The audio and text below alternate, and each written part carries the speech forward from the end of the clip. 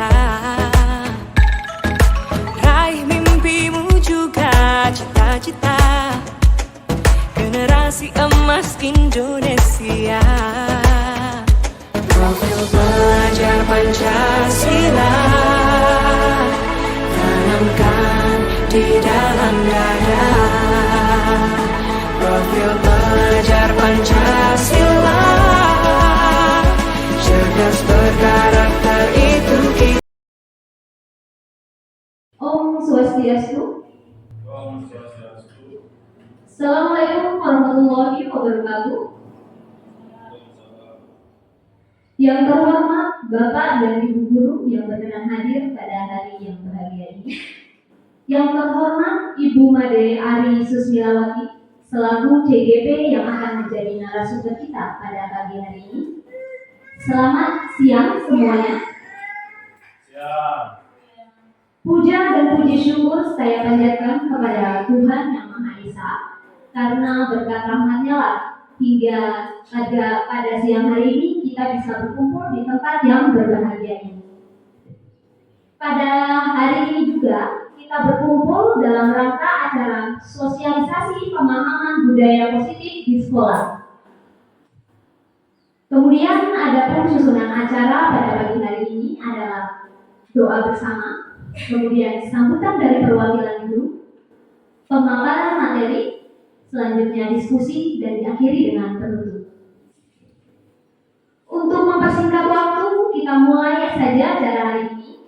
Namun sebelum itu, kita awali acara dengan berdoa bersama. Berdoa menurut agama dan kepercayaan masing-masing dipersilakan.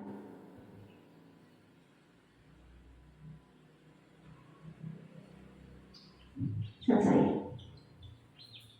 Acara yang selanjutnya adalah sambutan dari perwakilan guru kepada Bapak Imade Wasana SPD. Waktu dan tempat dipersilakan.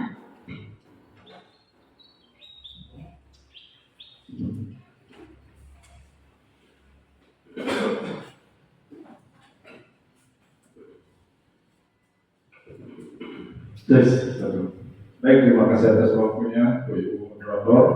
Yang kami hormati Ibu PLT sekaligus calon guru CGP. Yang kami hormati juga Bapak Ibu guru beserta-serta yang saya banggakan dan saya muliakan. Yang pertama, izinkan yang memperkenalkan diri, Tiang Imade Wasana, perwakilan dari guru SD Negeri 4 Jakarta, yang akan memberikan sambutan tentang sosialisasi pada hari ini tentang pemahaman budaya positif, sekaligus mewakili Ibu PLT yang sekaligus calon guru CGP. Selamat pagi buat kita semua. Selamat siang. Selamat siang semuanya. Om Swastiastu. Assalamualaikum warahmatullahi wabarakatuh. Salam nama budaya, salam kebajikan buat kita semua. Di sini saya memberikan beberapa sedikit sambutan tentang pentingnya budaya positif yang ada di sekolah, karena di mana kita ketahui bersama pada pemahaman budaya positif yang saya alami di sekolah sudah berjalan tentang adanya penghargaan terhadap keberagaman, tentang pendidikan karakter, budaya rasa hormat, dan budaya peduli terhadap lingkungan. Adapun beberapa yang sudah Tiang lihat di sekolah saya terhadap keberagaman kebudayaan, di mana anak-anak itu sudah memiliki rasa menghargai sesama antara berbeda kebudayaan. Terus pendidikan karakter, saya juga sudah melihat sebagian anak-anak sudah melakukan sikap jujur, empati, dan juga kerjasama. Budaya rasa hormat, sopan santun juga sudah saya lihat di beberapa anak-anak siswa kita di sekolah kita ini. Terus selanjutnya budaya peduli lingkungan. Nah, kita di sini sudah sangat peduli terhadap lingkungan dengan caranya dengan membersihkan lingkungan kita agar kelihatan sekolah kita bersih dan lestari.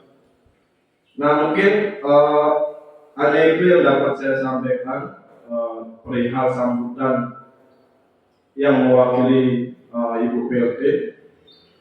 Tiang harapkan untuk selanjutnya calon guru penggerak Ibu PLT sekaligus calon guru penggerak ini disosialisasi sekarang ini agar nanti kedepannya bisa mengembangkan lagi tentang pemahaman budaya positif ini agar kedepannya bisa berkembang dengan baik, berjalan dengan baik dan dapat bermanfaat bagi anak-anak, guru dan lingkungan sekolah. Mungkin itu aja yang dapat saya sampaikan. Ada kata yang tutup dengan para Santi. Om Santi Santi Santi Om. Wassalamualaikum warahmatullahi wabarakatuh.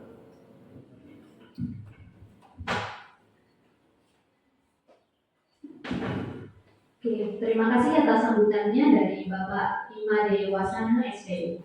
Kemudian kita masuk ke acara inti pada siang hari ini, yakni pemaparan materi oleh Ibu Made Ari Susmilawati SPD.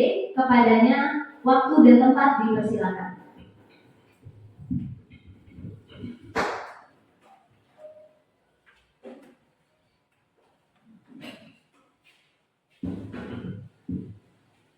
Om Swastiastu.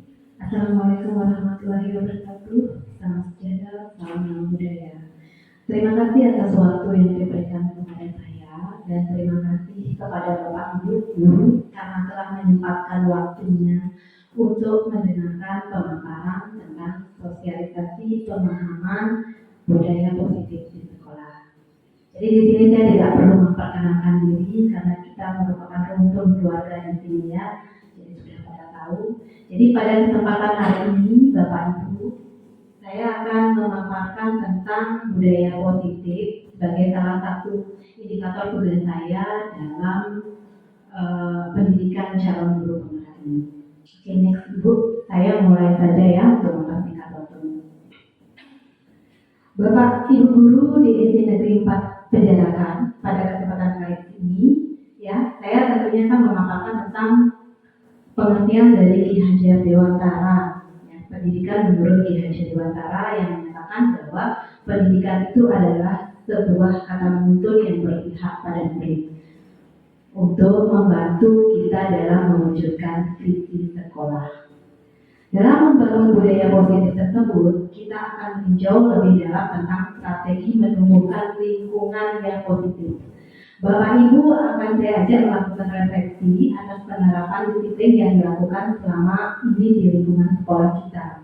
Bagaimana strategi dalam praktik disiplin tersebut? Apakah selama ini sungguh-sungguh menjalankan disiplin itu dan apakah melakukan hukuman atau tindakan kepada para siswa yang melanggar? Gitu. Untuk itu, mari kita memikirkan kembali kebutuhan dasar yang dibutuhkan murid pada saat mereka berperilaku tidak pantas, serta strategi apa yang perlu diterapkan yang berpihak pada murid. Nanti kita akan mengeksplorasi suatu posisi dalam penerapan disiplin yang dinamakan dengan manajer, serta bagaimana seorang manajer menjalankan pendekatan disiplin yang dinamakan dengan restitusi. Kita akan mendalami bagaimana pendekatan restitusi fokus untuk mengembangkan motivasi intrinsik pada murid yang selanjutnya dapat menumbuhkan murid-murid yang bertanggung jawab, mandiri, dan merdeka. Konsep inti dari budaya positif itu di sekolah yang pertama itu ada paradigma perubahan belajar. Kemudian kedua, disiplin positif.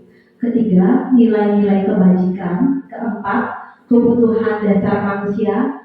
Kelima, motivasi perilaku manusia. Keenam, posisi kontrol guru. Dan ketujuh, keyakinan kelas. Serta delapan, segitiga restitusi. Nah, tentang pembelajaran dengan paradigma baru.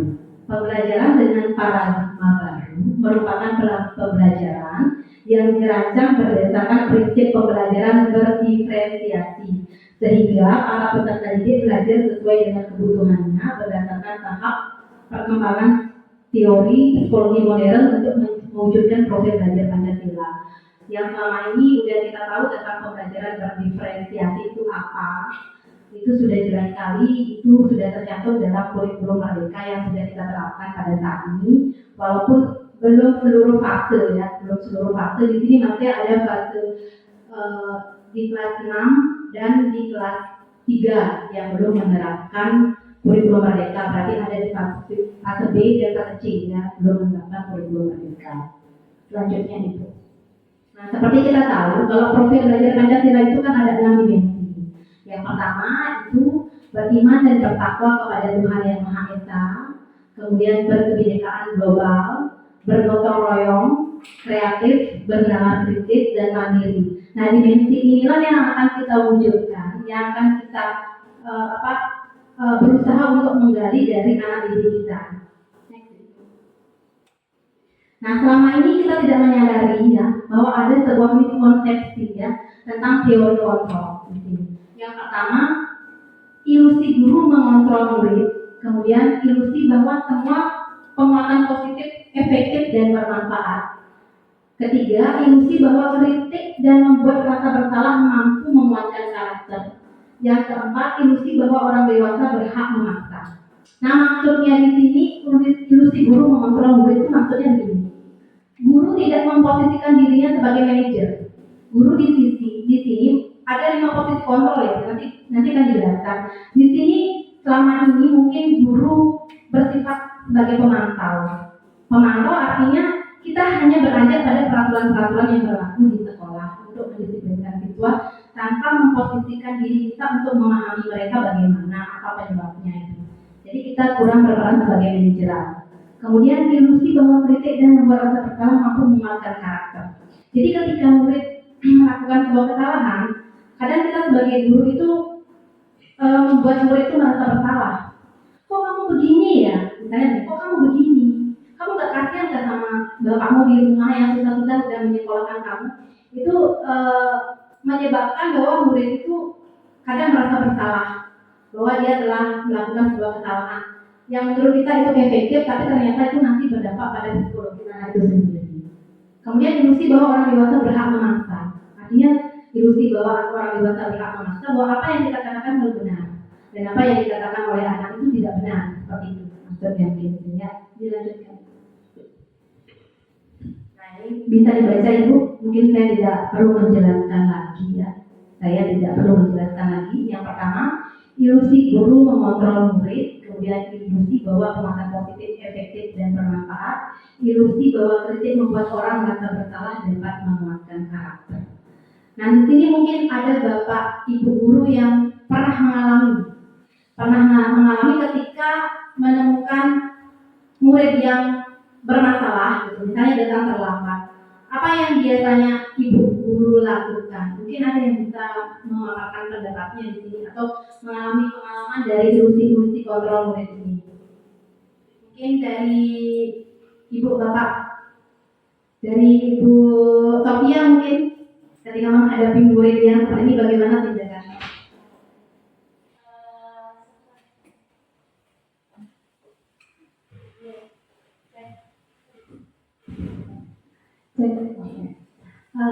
Seperti yang saya pernah alami, pernah mengarahkan murid waktu itu murid terlambat masuk ke sekolah. Memang dia itu karakternya terbiasa terlambat. Nah, saat itu saya mendekati muridnya dan bertanya tanpa memojokkan kayak, kenapa kamu telat? Kenapa kamu biasanya telat kayak gini? Tanpa memojokkan, saya mendekatkan dia, jadi dipanggil, menanyakan kenapa alasan telat. Kalau misalnya dia ada alasan mungkin dia bangun kesiangan, jadinya saya melakukannya dan memberikan arahan. Kalau memang mungkin udah mungkin bangunnya telat, berarti harusnya kamu bangun lebih awal dan mempersiapkan semuanya itu lebih Nanti setelah itu berikutnya kalau misalnya dia kemudian lagi seperti itu, kemudian lagi didekati, kenapa sih telatnya? Kalau misalnya sudah menjadi itu, ya itu ada pastinya kalau ada peraturan pasti ada salah satu hukuman lah. Biasanya saat itu memarkir sepeda karena sepeda di sana berantakan jadi gitu. Terima kasih. Terima kasih Ibu. Jadi Ibu Sofia mengatakan bahwa selama ini dia pernah menemukan masalah bahwa muridnya terlambat. Mungkin apa yang Ibu Sofia lakukan itu sudah mendekati ke situasi guru sebagai manajer. Tetapi mungkin ada kata menghukum di situ. Nah, disinilah nanti kita akan temukan. Karena ini belum sampai ke sana, apa sih bedanya menghukum dengan keyakinan? Jadi apakah guru yang menghukum itu benar? Apakah menghukum itu dibenarkan? Nanti kita bahas ya. Selanjutnya, inilah dia ya. Kita harusnya sebagai guru di tahun ini, pada saat Merdeka Belajar ini, harus mengubah stimulus respon teori kontrol kita yang seperti ini. Realitas kebutuhan kita sama. Kita ubah bahwa realitas kita berbeda. Jadi antara murid A dengan B itu berbeda. Kemudian semua orang melihat hal yang sama. Kita ubah bahwa setiap orang memiliki gambaran yang berbeda. Kita mencoba mengubah agar orang berpandangan sama dengan kita. Kita ubah, kita berusaha memahami pandangan orang lain tentang hal lain. Perilaku buruk dilihat sebagai suatu kesalahan. Semua perilaku memiliki tujuan. Jadi tidak bisa dikatakan bahwa setiap perilaku itu adalah sebuah kesalahan. Kemudian orang lain bisa mengontrol saya. Hanya Anda yang bisa mengontrol diri Anda. Apakah Anda ingin menjadi orang yang disiplin? Apakah Anda ingin menjadi orang yang lebih baik? Hanya kemauan dan nilai-nilai dari diri Anda. Saya bisa mengontrol orang lain. Anda tidak bisa mengontrol orang lain. Hanya bisa menyepakati sebuah keyakinan. Kemudian pemaksaan ada pada saat wujudan gagal. Di sini kita ubah kolaborasi dan konsensus menciptakan pilihan-pilihan baru. Model berpikir ada menang dan kalah. Model berpikirnya kita ubah menjadi menang-menang, maju-maju dan bergerak. Nah, saya akan lanjut pada kedisiplin positif. Sudah tadi dipaparkan oleh Bapak Kuasanya bahwa disiplin positif itu merupakan sebuah keadaan di sekolah yang mencerminkan sebuah ketertiban atau kedisiplinan dari murid. Nah, disiplin berasal dari kata disiplina yang artinya belajar. Disiplin mengacu pada disiplin diri yang memiliki tanggung jawab terhadap apa yang dilakukan berdasarkan nilai-nilai yang kita yakini. Disiplin positif merupakan salah satu cara penerapan disiplin yang bertujuan untuk menumbuhkan kesadaran serta memperdayakan peserta didik tanpa imbalan penghargaan, reward, ancaman atau hukuman. Nah, ini kadang yang paradigma lama ya. Ketika anak-anak siapa yang bisa menjawab ini boleh pulang duluan. Itu kita kan bertujuan untuk memotivasi anak agar dia itu bersemangat untuk menjawab. Kemudian anak-anak siapa yang bisa menjawab ini? Ibu kasih permen 1. Nah, dulu kita berpikir bahwa itu efektif. Kan efektif untuk meningkatkan motivasi anak. Memang benar bisa meningkatkan motivasi anak. Tapi apakah dengan memberikan reward itu efektif? Nanti kita akan bahas. Kemudian sebagai pendidik tujuan kita adalah menciptakan peserta didik yang memiliki disiplin sehingga mereka berperilaku mengacu kepada nilai-nilai kebajikan universal dan memiliki motivasi intrinsik dalam perubahan perilaku ke arah yang lebih baik. Motivasi universal maksudnya di sini adalah lebih tepatnya kebinekaan global. Jadi mereka tidak khusus, tapi mereka melihat dari cara pandang umum. Dari intrinsik itu maksudnya dari dalam diri mereka sendiri. Mereka memiliki keyakinan untuk menentukan nilai-nilai mereka sendiri. Nilai yang disepakati bersama lepas dari suku bangsa, agama, bahasa maupun latar belakangnya. Contoh nilai kewajiban institusi atau organisasi yang pertama itu profil belajar Pancasila. Ibu Primary Years Program PYP, keterampilan hidup life skill. Nah, kayaknya ini sudah disesuaikan dengan karakteristik dari sekolah kita masing-masing. Mungkin yang kita ambil di sini adalah profil dari Pancasila, ya. Beriman, bertakwa, berbineka global, gotong royong, mandiri, kreatif, dan bernalar kritis. Kebutuhan dasar manusia, ya. Kalau kita berbicara tentang kebutuhan dasar manusia itu ada beberapa kebutuhan dasar manusia. Kebutuhan dasar manusia adalah segala sesuatu yang dilakukan untuk mendapatkan apa yang kita inginkan. Seluruh tindakan kita lakukan memiliki tujuan tertentu dan semua usaha terbaik yang kita lakukan adalah dalam rangka agar kebutuhan dasar kita terpenuhi dengan baik. Seperti yang dikatakan tadi bahwa setiap tindakan itu tidak bisa kita katakan sebagai sebuah kesalahan. Ya, karena setiap tindakan itu punya tujuan. Tujuan untuk apa? Untuk memenuhi kebutuhan dasarnya. Nah, ada 5 kebutuhan dasar itu. Yang pertama, kebutuhan dasar bertahan hidup. Kedua, kebutuhan akan kasih sayang dan diterima. Ketiga, penguasaan. Keempat, kebebasan dan kesenangan. Yang keempat kebutuhan dasar ini adalah kebutuhan yang ingin diwujudkan oleh para siswa kita. Coba Bapak Ibu pikirkan, pada saat kapan kebutuhan dasar ini bisa dipenuhi? Sikap-sikap murid atau perilaku murid yang bagaimana dalam poin kebutuhan ini yang mereka ingin penuhi? Kan kita belajar nih, sudah mengajar di kelas ini, ya. Dari sekian semester kita sudah mengajar. Pasti ada beberapa kebutuhan dasar yang sangat menjolok yang bisa Ibu lihat dari siswa A, B, atau C. Mungkin ada beberapa Bapak Ibu yang bisa menceritakan dari peristiwa yang dialami dengan siswanya, kira-kira kebutuhan mana yang ingin dipenuhi.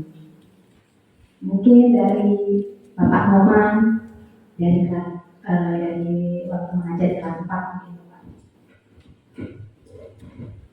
Kalau dilihat, terima kasih ada sewaktunya.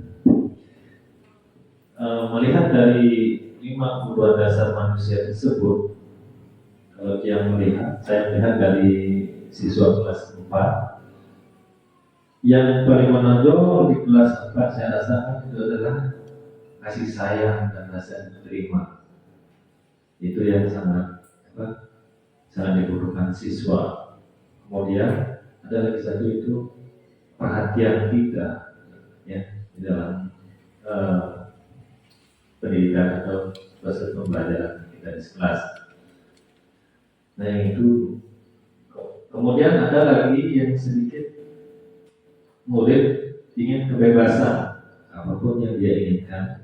Misalnya dalam segi pembelajaran, dia ingin memilih pelajarannya tersendiri, tidak sama dengan siswa-siswa yang lain.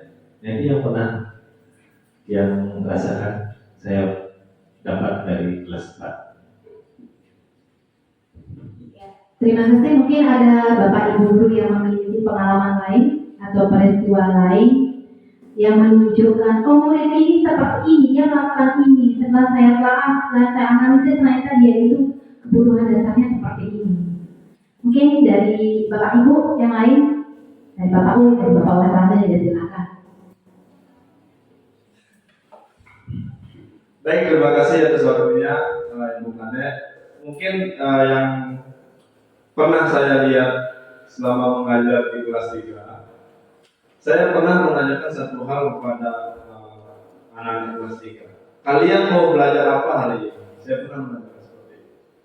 Nah, di beberapa anak ada yang berkomentar, saya mau belajar ini Pak. Ada yang belajar A dan ada lagi yang sebagian belajar B.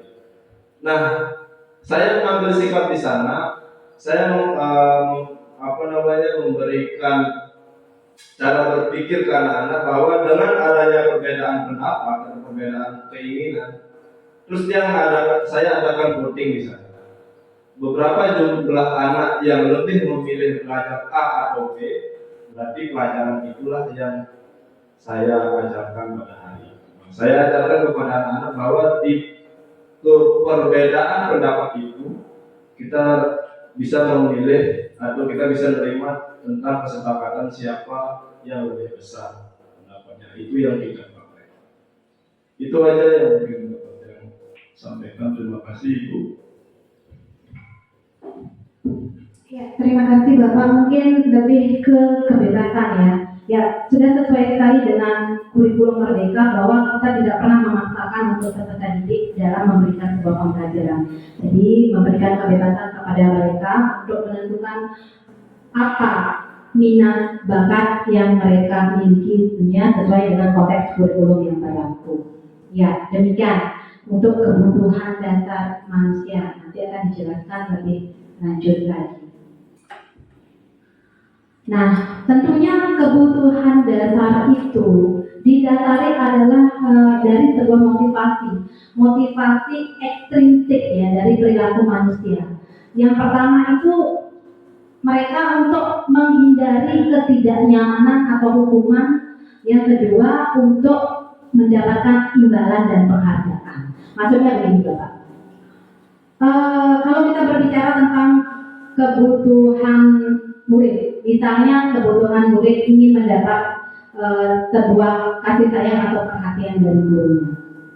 Kemudian ketika gurunya memberikan sebuah pertanyaan, mereka berusaha untuk menjawab, maka di sini mereka ada faktor yang mendorong mereka ingin mendapatkan penghargaan dari orang lain, ya, ingin mendapatkan penghargaan dari orang lain. Kalau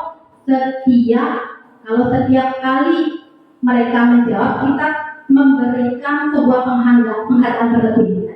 Bagus sekali, silakan dicontoh berkali-kali terus tanpa batas. Nah, itu akan menciptakan sebuah konteks bahwa mereka ingin mendapatkan sebuah penghargaan dari orang lain. Jadi bukan dari keinginan intrinsik dirinya, tapi ekstrinsiknya. Selama ini kita kan berpikir, kalau kita memuji anak, bagus, luar biasa, itu bisa memotivasi anak. Tapi sesuatu yang berlebihan kadang-kadang malah mengubah konteks anak itu. Sehingga ketika guru lain yang masuk ya, misalnya saya jadi guru kelas 5, saya selalu mempresisi anak itu, bagus, luar biasa. Tiba guru lain masuk mengajar, dijawab, anak-anak semangat menjawab, saya bu. Namun gurunya berkata, bagus. Dalam dirinya, kok cuma itu? Lagi dia menjawab lagi, ya, cuma itu, bagaimana nih?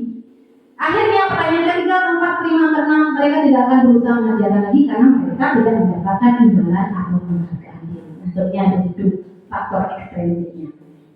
Kemudian untuk menghindari ketidaknyamanan itu ya kita berusaha sebagai guru untuk menciptakan situasi yang kondusif. Kemudian motivasi intrinsiknya ini yang harus kita wujudkan, yaitu untuk menjadi orang yang mereka inginkan dan menghargai diri sendiri dengan nilai-nilai yang mereka percaya. Jadi kita di sini berusaha sebagai guru untuk memberikan pembelajaran yang berpihak kepada murid sehingga dapat mewujudkan konsep bahwa saya mau seperti ini karena nilai dalam diri saya seperti ini. Misalnya, saya menjawab pertanyaan guru, saya ingin mendapatkan nilai bagus karena saya ingin meningkatkan hasil belajar saya sendiri. Saya ingin berprestasi, memang dari keinginannya, bukan karena faktor lain, bukan karena dia ingin mendapat penghargaan, bukan karena dia ingin mendapat permen atau dihargai oleh orang lain seperti itu. Nah ini ya, seperti yang sudah dibahas tadi sama Bu Sofia, ya, perbedaan hukuman, konsekuensi, restitusi. Ya, apa sih sebenarnya perbedaan hukuman, konsekuensi, dan restitusi? Ya, mungkin dari Bapak Ibu Guru bisa menjelaskan apa perbedaan dari konsekuensi dan hukuman. Seperti itu. Oke, dari Ibu Wi.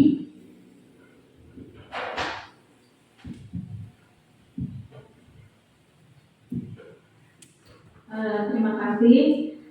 Jadi menurut saya ya, pengalaman saya sebagai guru kelas 6, di mana untuk menerapkan kedisiplinan saya menerapkan kesepakatan kelas, di mana anak-anak jika memang membuat kesalahan, misalnya lupa membawa buku tema seperti itu, lupa membawa buku catatan seperti itu, saya memberikan hukuman di mana hukumannya itu misalnya membersihkan WC, membersihkan kamar mandi. Nah, jadi setelah saya menerapkan hukuman itu, anak-anak menjadi disiplin ya. Besok-besoknya tidak mengulangi lagi seperti itu. Terima kasih. Oke, ada ibu bapak yang berpendapat lain? Ibu Kera?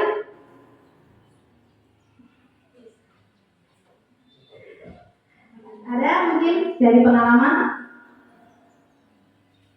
Ibu bapak yang lain? Ada? Bu Sofia, oke.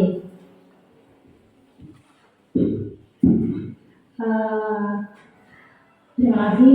Perbedaan dari hukuman, konsekuensi dan restitusi. Kalau hukuman itu kita sebagai guru langsung menodong, kalau dia murid melakukan kesalahan, guru langsung memberikan hukuman, kayak langsung tidak tahu apa salahnya, guru langsung memberikan hukuman seperti itu. Kalau konsekuensi itu dilihat misalnya dilihat secara general kesalahannya apa, misalnya tidak membawa buku, jadi guru di sini membuat kesepakatan. Jadi kalau tidak membawa buku, besok harus membersihkan kamar mandi. Nah itu termasuk konsekuensi. Jadi si anak merasa, oh iya aku bawa buku, berarti saya harus bersih kamar mandi. Untuk restitusi di sini setelah ketika siswa itu sudah sadar bahwa dia sudah melakukan kesalahan, di sini dari guru bisa bekerja sama.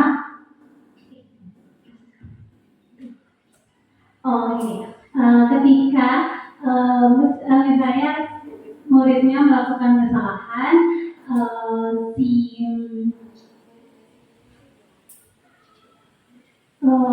si muridnya bisa bisa tahu akan salahnya sendiri. Tahu akhirnya dia mencari solusi sendiri. Terima kasih.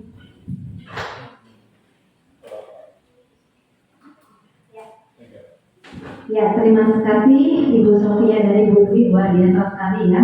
Ya, betul sekali ya Bapak Ibu, bahwa sebenarnya hukuman, konsekuensi, restitusi adalah hal yang berbeda namun terkait. Ya, kenapa saya katakan begitu?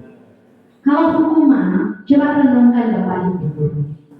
Selama ini, ketika murid melakukan sebuah kesalahan, secara spontanitas, misalkan di hari Senin, murid tidak memakai topi. Ibu guru langsung berkata, Andi, kenapa kamu tidak memakai topi? Lupa Bu, kamu cepat ambil pulang topinya. Kalau tidak, kamu berdiri di lapangan. Kira-kira menurut Bapak Ibu itu dari konsekuensi apa hukuman? Hukuman, betul sekali hukuman. Contohnya, tanpa sebuah kesepakatan, ada salah satu murid tidak membuat PR. Andi, kamu tidak membuat PR kenapa? Saya lupa Bu. Kalau begitu, kamu jam istirahat, tunggu ibu di sini. Kamu tidak boleh istirahat. Kita belajar lagi tentang PR yang kamu buat. Kira-kira itu hukuman apa konsekuensi? Iya. Hukuman apa konsekuensi Ibu, Bapak? Iya, konsekuensi. Jadi sudah sangat jelas Ibu Bapak memahami apa itu hukuman, apa itu konsekuensi. Jadi hukuman itu adalah segala sesuatu keputusan yang dilakukan tanpa terencana dan menyentuh fisik murid, merugikan murid. Itu menyentuh baik dari segi fisik maupun psikologinya. Dan ini yang dulu, paradigma dulu ya, yang guru-guru lakukan. Jangan sampai kita melakukan ini. Ya, dulu kita melakukan ini ya. Kita dulu belajar di SD kan begitu. Tidak apa buku dipukul, tidak apa PR lari, ya.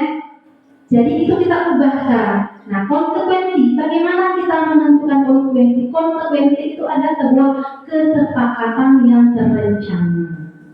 Jadi konsekuensi itu dibuat bersama-sama dengan murid, konsekuensi kelas misalnya ya, dibuat bersama-sama murid sehingga akan mewujudkan sebuah kesepakatan yang disebut dengan keyakinan kelas atau kesepakatan kelas.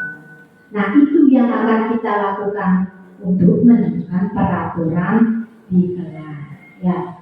Kemudian bagaimana caranya ketika kita menemukan sebuah masalah dari murid untuk menentukan konsekuensi apa sih yang diberikan kepada murid. Nah, jadi kita di situ tidak langsung memberikan konsekuensi pada murid ya.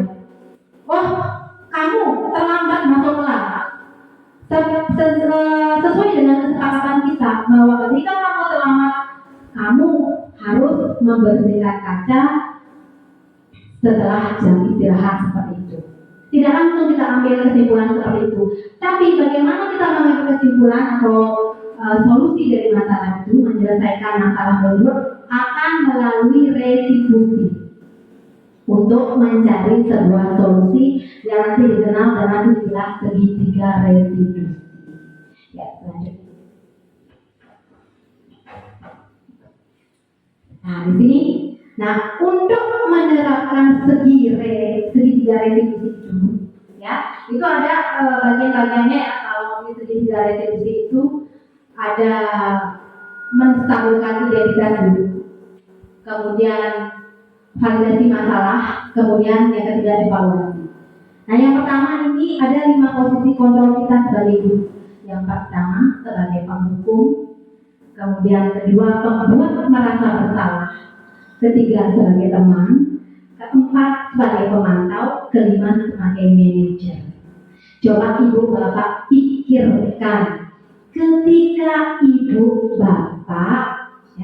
ketika ibu bapak menemui masalah atau berhadapan dengan masalah murid seperti data terlambat atau tidak membuat PR, posisi kontrol mana yang ibu bapak gunakan?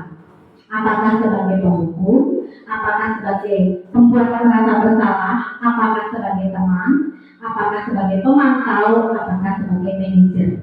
Kalau sebagai penghukum, ibu memberikan hukuman fisik. Kemudian sebagai pembuat merasa bersalah, ibu membuat siswa merasa bersalah. Kalau pemantau, itu disesuaikan, ibu selalu berbicara tentang peraturan, disesuaikan dengan peraturan. Kalau sebagai teman, berusaha mendekatkan diri sebagai teman atau lebih dekat dengan murid. Dan manajeral itu berusaha untuk mencari sebuah solusi. Ya, mungkin dari ibu bapak, dari ada yang bisa menjelaskan atau menceritakan pengalamannya ketika menghadapi situasi yang seperti itu, di posisi kontrol mana yang ibu bapak tempati pada saat itu? Ibu ini mungkin. Oke, baik. Dari kelima posisi kontrol yang pernah mungkin saya lakukan di dalam kelas, yaitu yang manajer ibu. Seperti yang kita tahu mungkin ya, ini mungkin masalah ini sudah lama ya terjadi, yaitu yang masalah yang ada di kelas 3 tentang kehilangan uang begitu ya Bapak Ibu. Nah, di situ saya mencari tahu siapa yang kehilangan uang, kemudian saya mau mewawancarai tanpa mengintimidasi anak-anak begitu. Setelah itu, setelah mengetahui permasalahannya, kemudian saya mencari solusi tanpa menjatuhkan si anak. Namun di situ saya terus memantau anak-anak juga, memantau perkembangan, baik memantau perilaku mereka sehari-hari. Dan setelah itu saya mencoba untuk mendekati si anak. Kemudian kemudian saya menasehati dan selalu mengingatkan anak-anak untuk membawa uangnya di saku. Jadi tidak untuk ditinggalkan di dalam tas gitu. Terima kasih. Terima kasih, luar biasa sekali Ibu. Berarti Ibu sudah menelusuri pada tahap mencari latar belakang penyebab dari masalah tersebut. Ya, nanti kita akan jelaskan lebih lanjut ya. Jadi apakah ketika kita menemui permasalahan seperti itu, bagaimana sikap kita sebagai guru? Apakah dari kelima posisi kontrol ini adakah salah satu yang kita gunakan di sini? Lanjut. Nah, seperti yang sudah dijelaskan tadi, bahwa sebagai pembuku itu seperti apa, ya? Sebagai pembuku itu seperti apa? Mungkin Bapak Ibu bisa dilihat di depan, seperti dari saya ilustrasikan tadi. Seorang pembuku bisa menggunakan hukuman fisik maupun verbal. Orang-orang yang menjalankan posisi pembuku senantiasa mengatakan bahwa sekolah memerlukan sistem atau alat yang dapat lebih menekan murid-murid lebih dalam lagi. Guru-guru yang melakukan posisi pembuku akan berkata, patuhi aturan saya, atau awas, kamu selalu saja salah. Jadi perlu diketahui Bapak Ibu ya, kita di sini menghukum itu tidak hanya dengan tindakan, tetapi juga bisa dengan kata-kata. Dengan kata-kata itu, sedikit kata-kata yang agak keras saja sudah bisa menghukum murid sebenarnya. Udah masuk ke keingatan murid ya, keingatan murid. Jadi kadang-kadang pernah nggak begini ya Ibu Bapak? Kalau gurunya ini tidak sekolah hari, kayak gitu, hari ibunya nggak sekolah. Kalau ada ibunya, aduh ibunya nggak sekolah, mau kira-kira itu gimana ya? Jadi nanti itu akan berdampak pada paradigma konsep murid itu sendiri.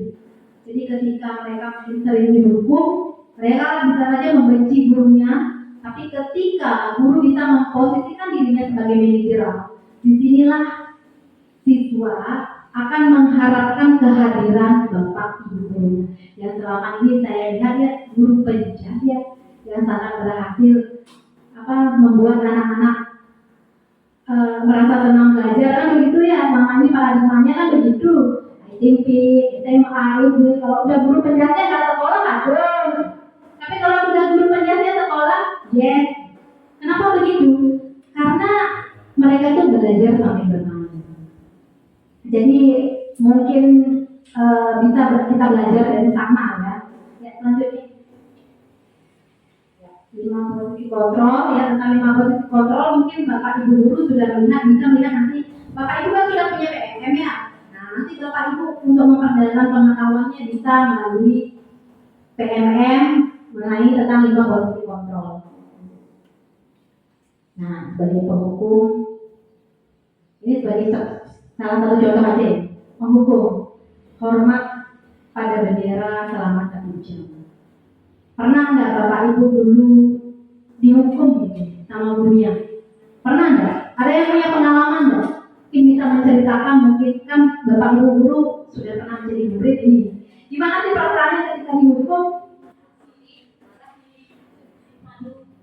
Malu. Mungkin bisa ceritakan Bapak mungkin Ibu. Kalau pengalaman saya, SD ya, saya ingat SD saya pernah sih melakukan kesalahan. Satu hal yang saat itu adalah terlambat datang ke sekolah. Nah pada saat itu wali kelas sudah ada di dalam kelas ya. Maka saat itu hukumannya apa? Lari keliling lapangan. Hampir berapa ya? 20 kali ya. Duduk. Ya, lumayan sih, bikin capek. Nah setelah itu masuk seperti biasa. Tapi di perasaan saya dengan sendiri ya, karena sendiri adalah rasa sedikit rasa jengkel terhadap wali kelas saya.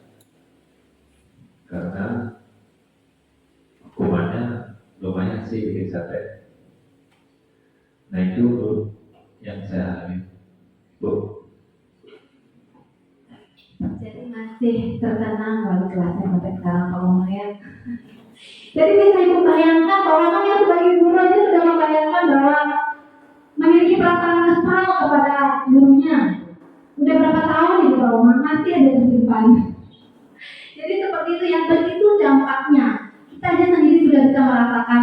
Nah, kita kembalikan lagi sekarang kepada murid. Ya, kita kembalikan lagi sekarang kepada murid. Jika kita melakukan murid seperti itu, apakah tidak hal yang sama terjadi? Nah, dari situ, dari pengalaman kita bisa belajar ya Bapak Ibu. Selanjutnya nih. Nah, sebagai teman biasanya nih, siapa yang sering berperan sebagai teman gitu? Bapak Ibu guru, ayo dong ikuti aturan sekolah, tolong dong Bapak Ibu, Bu, Bapak ya sekali ini ya sudah tidak apa-apa, lain kali jangan sampai buat ini lagi. Biasanya kata-kata itu yang sering dimunculkan oleh Bapak Ibu guru kalau menghadapi siswanya. Jadi kadang-kadang kita sebagai guru ingin mencari solusi dari sebuah masalah itu mendekatkan diri kepada siswa itu sebagai teman. Ada nggak Bapak Ibu guru yang bisa menggambarkan pada saat kapan kita memposisikan diri kita sebagai teman? Bapak Ibu mungkin pernah memiliki pengalaman memposisikan diri Bapak Ibu sebagai teman. Bapak Wasani punya pengalaman. Sebagai teman, jadi berharap sering memposisikan dirinya sebagai teman. Baik, terima kasih atas waktunya Bu Kade. Yang pernah saya alami selama ini, selama memegang kelas entah di kelas 3 atau penjas, saya mungkin lebih memanajerial, entah itu bisa sebagai teman, entah juga sebagai penghubung di sana.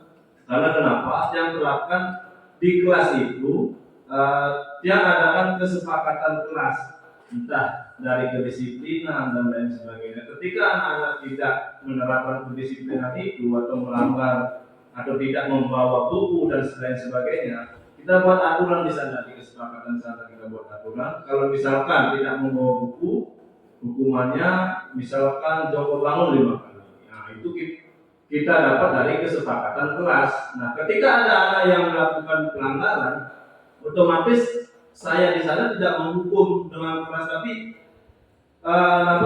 tinggal ngomong saja siapa yang melanggar, saya Pak, apa hukumannya, mereka udah tahu sendiri karena kita membuat kesepakatan.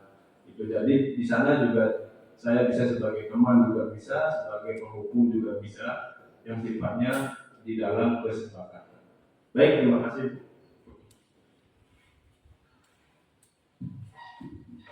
Ya, luar biasa sekali Bapak Kade ya. Jadi Bapak Kade sudah bisa berperan sebagai kontrol manajerial gitu.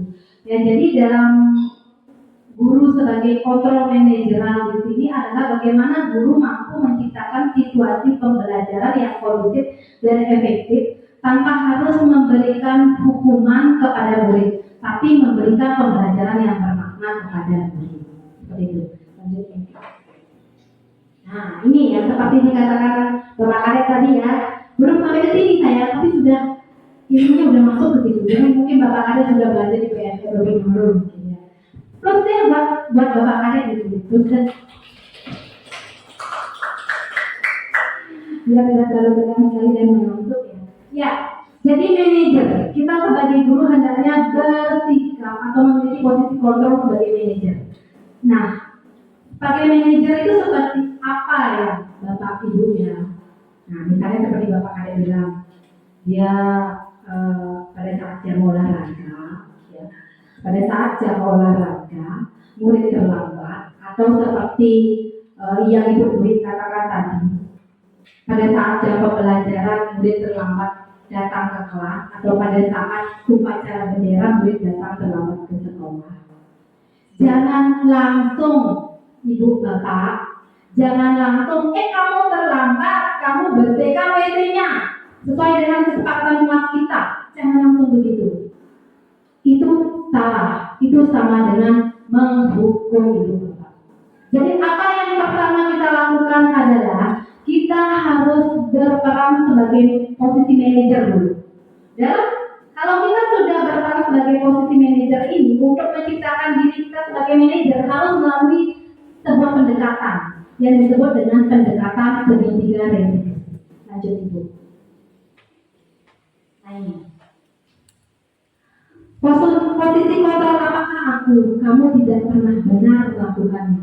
Apa rencanamu untuk menyelesaikan masalah ini? Ayolah lakukan, Bapak Ibu. Nah ini kalimat-kalimat manajerial kita sebagai guru ya, seperti ini. Anak, silakan ke sini. Dipanggil, jangan langsung, kamu terlambat, jangan langsung duduk, tapi ajak anak dekati, kemudian ajak duduk. Stabilkan identitasnya dulu. Pertanyaannya seperti itu. Kamu terlambat ya? Iya loh, saya terlambat. Kenapa kamu terlambat? Oh, kenapa kamu terlambat? Begitu kan? Ini sudah pertanyaan yang manajerial. Anak-anak jadinya menceritakan alasan. Oh iya, saya bawa kesiangan tadi. Saya bawa kesiangan. Kenapa kamu datang kesiangan? Ibu yakin kamu bawa kesiangan pasti ada alasannya. Kenapa kamu datang kesiangan? Ini sudah ke tahap validasi masalah. Ya ibu, saya main game sampai malam sehingga saya jadi mengantuk dan saya tidak bisa bangun pagi. Lanjut. Dari itu udah nggak tahu masalahnya. Kita sudah bisa memvalidasi masalahnya. Oh dia terlambat dalam sekolah karena main game. Kemudian kita evaluasi, cari solusinya.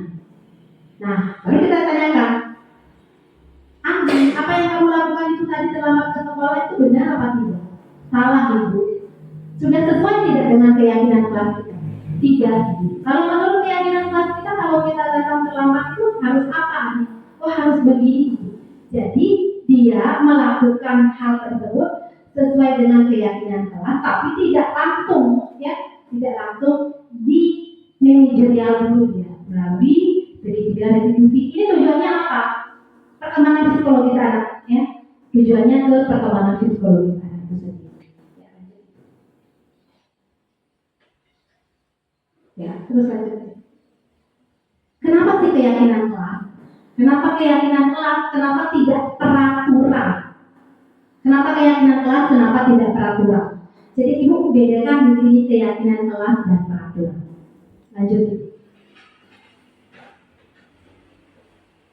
Mengapa kita memiliki peraturan tentang penggunaan helm pada saat mengendarai kendaraan roda 2 atau bermotor? Saya pikirkan ibu, mengapa kita memiliki peraturan tentang penggunaan helm pada saat mengendarai kendaraan roda 2 dan bermotor? Lanjut. Kan begini jawabannya. Takut dihukum, takut kena tilang, takut kena denda, takut buang air keluar. Ketakutan, ya. Itu bedanya. Kalau kesepakatan dan keyakinan adalah sebuah persamaan persepsi di lingkup lingkungan belajar kita. Tetapi kalau peraturan, dia umum, jatuhnya ke umum. Jadi kalau udah umum tidak mengenal karakteristik, ya. Kalau orang bawa sepeda motor, kemudian misalnya ya orang tua ini bawa sepeda motor baru 7 tahun tidak bawa helm, dihukum nggak? Dihukum kan? Tetapi kalau kita mengajar anak pada saat anak sakit nih anak, posisi anak kita sakit, dia tidak mengerjakan tugas sesuai keyakinan kelas. Apakah kita gunakan peraturan atau keyakinan kelas? Ya kita sesuaikan dengan keyakinan kelas kita. Jadi sesuai dengan karakteristik di lingkungan kita. Jadi keyakinan kelas itu kalau hukum kan memaksa. Kalau hukum memaksa ya, memaksa mendapatkan hukuman. Kalau keyakinan kelas itu lebih fleksibel sesuai dengan karakteristik kita di sekolah. Apa yang harus kita gunakan, apa yang harus kita tentukan dan kita bijaksanai seperti itu. Lebih tepatnya seperti itu. Nah ini ya keyakinan kelas ya. Bersifat abstrak, berupa pertanyaan universal, dibuat dalam pernyataan positif, sedikit saja agar mudah diingat, sesuai dengan kondisi kelas. Nah ini, seperti yang saya jelaskan tadi, sesuai dengan kondisi kelas dan sekolah sehingga mudah diterapkan. Kemudian yang keempat, semua warga sekolah awal atau warga kelas dilibatkan saat membuat keyakinan kelas. Jadi kita jangan sebagai guru membuat peraturan, ini peraturan kelas kita.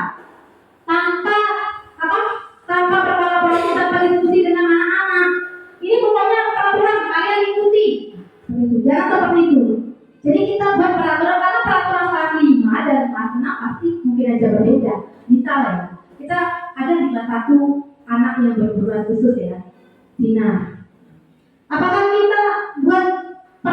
ukuran yang sama dengan di kelas 2? Tentunya tidak. Ya kan? Tentunya tidak. Jadi disesuaikan dengan karakteristik dari masing-masing kelas. Nah, ini contoh ya. Sebuah keyakinan kelas yang saya buat di kelas 5 ya. Yang mungkin nanti akan saya terapkan di tahun pembelajaran baru. Yaitu yang pertama itu tidak bisa dibaca gitu ya. Berdoa sebelum mengikuti pembelajaran. Itu keyakinan kelas pertama. Kemudian yang kedua, saling mengucapkan salam sapa saat masuk kelas maupun pulang sekolah atau bertemu dengan tamu. Seperti itu. Kemudian siswa harus datang tepat waktu. Siswa harus datang tepat waktu. Kemudian siswa menjaga kebersihan dan stop bullying. Itu keyakinan kelas yang akan saya buat. Tetapi keyakinan kelas kita buat dengan anak-anak. Jangan kita sendiri yang menentukan. Lanjut. Nah, ini segitiga restitusi yang sudah saya jelaskan tadi ya. Yang pertama itu menstabilkan identitas, kemudian memvalidasi tindakan yang salah, dan yang ketiga itu evaluasi untuk menanyakan keyakinan. Lanjut. Nah, dalam menstabilkan identitas itu seperti ini Bapak Ibu. Ketika Bapak Ibu menemukan masalah atau menemukan murid yang bermasalah, baik itu datang terlambat atau dalam pembelajarannya, silakan seperti ini. Ini menstabilkan identitas dulu. Jadi ketika kan kadang-kadang kita temui anak bertengkar ya, bertengkar ini, anak ada yang lebih bertengkar. Ketika tanya itu pasti mereka tuh emosi nggak? Pernah nggak Bapak Ibu seperti itu? Oh ini begini kok, saya ditentang doang ini, hostes mereka. Ya, jadi di sini perlu kestabilan. Kita menstabilkan identitasnya dulu dengan kata-kata seperti ini. Misalnya Anton, ini dulu sebentar. Ini Bapak. Tadi Bapak dengar. Tadi kamu bertengkar ya? Oh iya Bapak, saya bertengkar. Ya Bapak sih wajar kita berbuat salah kalau sebagai manusia. Artinya kita gunakan kata-kata yang lembut untuk menstabilkan emosi mereka. Lanjut. Kemudian validasi tindakan yang salah nih. Validasi tindakan yang salah sudah seperti yang saya katakan tadi, menanyakan kepada mereka apa sih penyebab dari apa yang mereka lakukan. Pasti punya alasan dan penyebabnya ya. Kemudian lanjut itu. Nah, setelah kalian menemukan atau Bapak Ibu menemukan akar masalahnya, bisa menstabilkan dan validasi masalahnya, lakukanlah sebuah keyakinan ya. Tanyakan keyakinan kepada siswa, evaluasi. Menurut kamu benar tidak yang sudah kamu lakukan? Apakah sudah sesuai dengan kesepakatan kelas yang kita tentukan? Nah, selama ini Bapak Ibu pernah tidak sudah pernah melakukan tahapan ini? Mungkin yang istilahnya ada baru Ibu Bapak kenal, tapi sebenarnya tindakan ini sudah Ibu Bapak lakukan. Sudah tidak Bapak Ibu melakukan ini? Belum apa sudah? Sudah? Belum. Ya, jadi mari kita bersama-sama untuk kedepannya kita kita pakai segitiga restitusi ini dalam menyelesaikan masalah. Terus terang saya juga selama ini belum mungkin ya.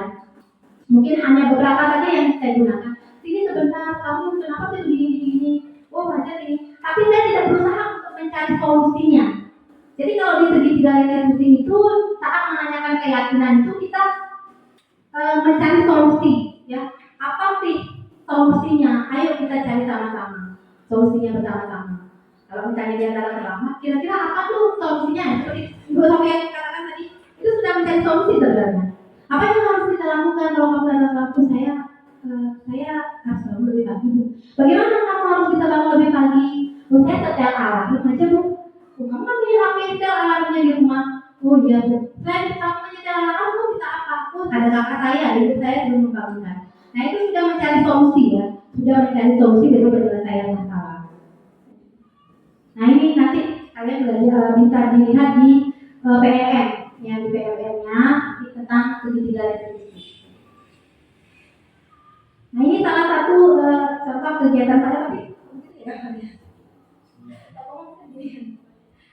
ini ya Bapak Ibu, saya sudah melakukan tahap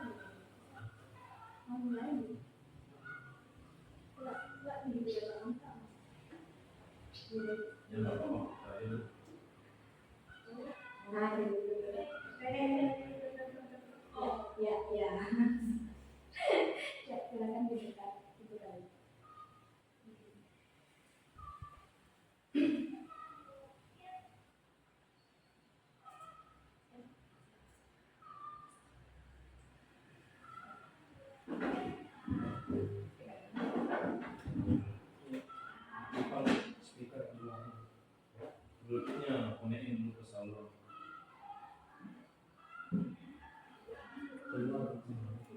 Keluar. Nih masih. Buka. Si speaker lagi. Mau dingin kalau itu.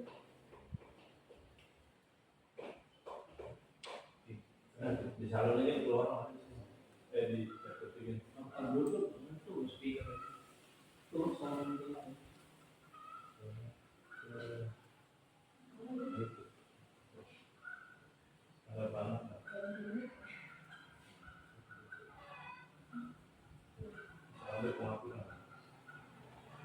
Sambil menunggu ya Bapak Ibu video ditayangkan, mungkin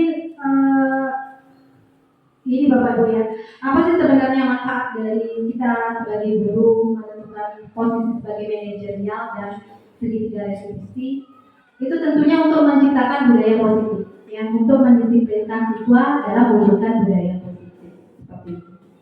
Mungkin ada yang bisa bercerita di sini atau memiliki pengalaman tentang pengalamannya dalam mewujudkan budaya positif atau pertanyaan, mungkin ada pertanyaan yang bisa ditanyakan, silakan ya Bapak Kadek mengangkat tangan. Ya. Siapa yang ada pertanyaan dari Bapak Ibu tentang budaya positif dalam penerapannya dengan menggunakan segitiga retribusi? Ada orang dari kenapa? Karena teman saya memberi pengalaman saya,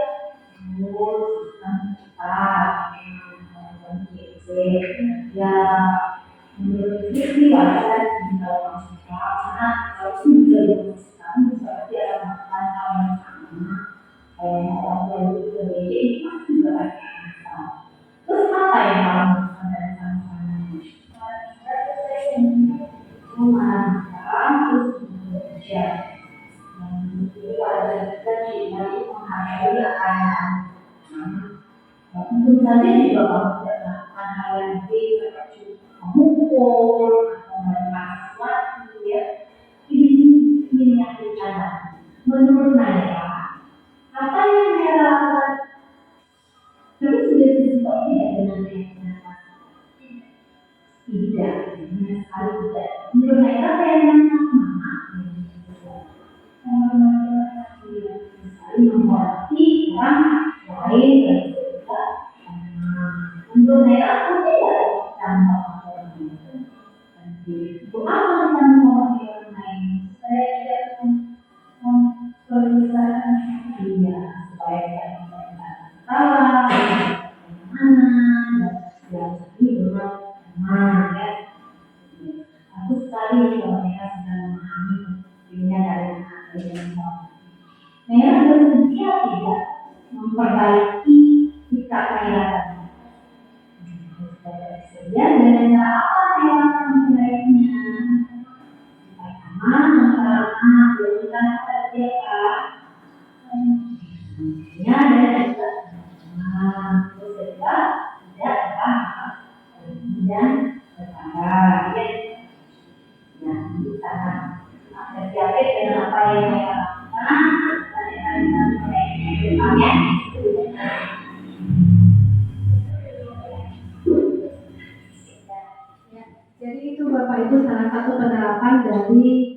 pendekatan segitiga restitusi dalam menemukan solusi bagi murid yang bermasalah. Seperti itu. Mungkin dari Bapak Ibu ada yang ingin ditanyakan? Ada yang ingin ditanyakan dari Bapak Ibu atau ada yang ingin dipaparkan dari pengalaman-pengalaman yang Bapak Ibu temui ketika menciptakan sebuah lingkungan yang positif dalam mendisiplinkan murid seperti itu. Mungkin dari Bu ini mungkin bisa diceritakan pengalaman atau ada yang ditanyakan. Oke, baik. Mungkin di sini saya hanya ingin memberikan apresiasi terhadap Ibu tentang dari sini dengan adanya sosialisasi seperti ini saya mengetahui bagaimana cara yang tepat dan memberikan dampak positif sehingga menimbulkan motivasi intrinsik siswa gitu, yaitu dengan melalui segitiga restitusi tadi. Nah, mungkin beberapa tadi kesalahan-kesalahan atau paradigma lama mungkin yang masih saya lakukan begitu ya, di dalam kelas maupun di luar kelas begitu. Nah, mungkin kedepannya dengan adanya sosialisasi ini mungkin kedepannya akan mulai mungkin saya akan memperbaiki menggunakan paradigma yang baru gitu. Mungkin hanya itu saja. Ya, terima kasih Ibu, apresiasi sekali dengan apa yang disampaikan ya. Ya, baik Ibu Bapak, mungkin demikian yang bisa saya sampaikan. Saya ucapkan terima kasih atas apresiasinya ya dalam sosialisasi saya tentang penerapan disiplin positif melalui segitiga restitusi. Nah, saya kembalikan kepada pembawa acara. Baik, terima kasih Bu. Demikianlah pemaparan tentang budaya positif di sekolah yang telah kita diskusikan bersama-sama. Kemudian dari pemaparan dan hasil diskusi kita tadi, maka dapat disimpulkan bahwa budaya positif adalah nilai-nilai, keyakinan-keyakinan dan kebiasaan-kebiasaan yang ada di sekolah yang tentu saja berpihak kepada peserta didik agar peserta didik dapat berkembang menjadi pribadi yang kritis, penuh hormat dan penuh akan tanggung jawab. Maka dalam mewujudkan budaya positif ini, kita sebagai guru, sebagai pemegang peranan sentral, sebagai manajerial melalui restitusi, segitiga restitusi maksud saya. Saya Nani Masna, mohon undur diri. Om Santi Santi Santi Om. Assalamualaikum warahmatullahi wabarakatuh.